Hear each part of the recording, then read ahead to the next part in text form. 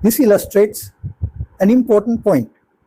Sometimes we may believe that we are reacting to what is happening at the present moment, while in reality, our reaction may have been influenced by experiences and associations accumulated over a much longer period. The same principle can apply to adults. A particular advertisement, place, object, sound, or social situation may trigger an emotional response because of associations that have gradually been established in the mind. Mobile phones, games, and human communication. Another problem we face today is the development of habits of excessive use of cellular phones, video games, and similar technologies, particularly among young children. These habits can affect emotional life within society. They can also affect human communication and the social development that takes place through direct interaction with other people.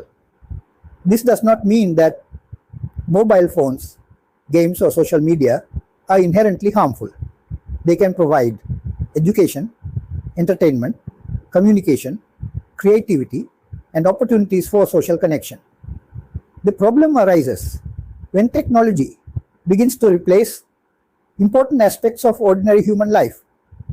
For example, a family may sit together at a meal while each person is looking at a separate screen. A group of children may be physically together but spend most of their time interacting with other people through their devices. A teenager may have hundreds of online contacts but still lack meaningful face-to-face communication. Current evidence makes this concern particularly relevant. WHO has reported both problematic social media use and problematic gaming among adolescents, while also emphasizing that digital technology can provide genuine benefits when used responsibly. Therefore, the objective should not be to reject technology. It should be to ensure that technology remains a useful tool rather than becoming the controller of our emotional and social lives. Please remember that positive emotions are essential for the survival of human society. Reducing positive emotions can be quite harmful, just as the development of excessive negative emotions can be harmful. Human beings need friendship, affection, empathy, cooperation, trust, and compassion. These qualities cannot be fully replaced by digital communication.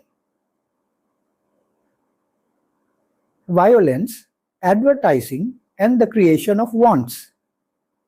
It is unfortunate that while mass media often highlight information related to violence, a large number of business enterprises advertise their brands in ways that enhance the wants of the public, sometimes without sufficient consideration of the emotional consequences. As a result, many people in society, children as well as adults, can become dissatisfied with what they already have and consequently generate negative emotions.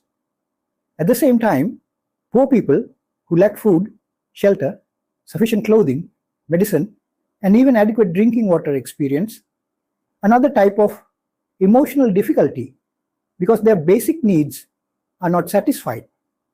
Here we can see two very different emotional problems existing within the same society.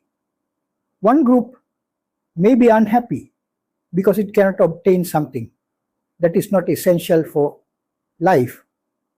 Another group may be suffering because it does not have something essential for life. This contrast deserves serious consideration. Resources that could have been directed towards reducing the emotional problems associated with poverty can, in some circumstances, instead be directed towards creating additional wants among people who are already relatively affluent. The point is not that advertising or business activity should be eliminated. Business and communication are essential parts of modern society. The question is whether these activities should also consider their wider social and emotional consequences. Ego, enhancement, and changing social values. Another major reason that can cause emotional problems is related to processes that promote ego enhancement. Concepts such as self-image, privacy, and independence generally represent good qualities. There is nothing inherently wrong with having self-respect, personal boundaries, or independence. However, the methods adopted to achieve these qualities can sometimes lead to excessive ego enhancement. The main reason that intensifies the ego is related to selfish practices that disregard fundamental human values such as sharing, empathy, concern for others, and cooperation. Consider a society in which success is increasingly measured by possessions, status, personal achievement, and social recognition. In such an environment, people may begin to compare themselves constantly with others. Social media can intensify this process.